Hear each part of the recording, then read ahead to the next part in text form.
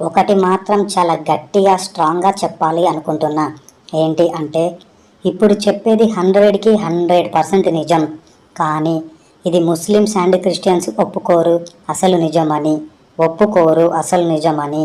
ఏంటి అంటే, ఇండియాలో ఉన్న ముస్లిమ్స్, క్రిస్టియన్స్, ఇంకా వేరే రిలీజియన్స్ వాళ్ళు ఎవ్వరు మీరు అందరూ హిందూస్ అని అంటే ఒప్పుకోరు.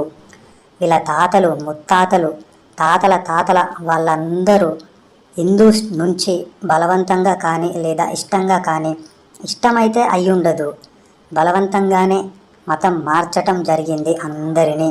ఇండియాలో ఉన్న ప్రతి ముస్లిం, క్రిస్టియన్, ఇంకా వేరే రిలీజియన్ ఏదైనా కానీ అందరూ హిందూసే.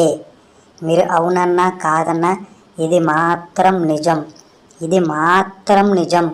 మళ్ళీ చెప్తున్నా వినండి, చెవులు దగ్గర పెట్టి అందరూ వినండి.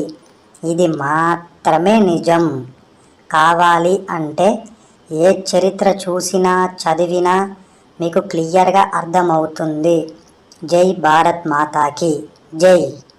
సో సబ్స్క్రైబ్ చేయండి, నచ్చితే లైక్ చేయండి, మీ ఒపీనియన్ని కామెంట్ చేయండి, మీ ఫ్రెండ్స్ అండ్ ఫ్యామిలీ మెంబర్స్తో ఈ వీడియో షేర్ చేసుకోండి. Thank you. మీ గనీ థాట్స్.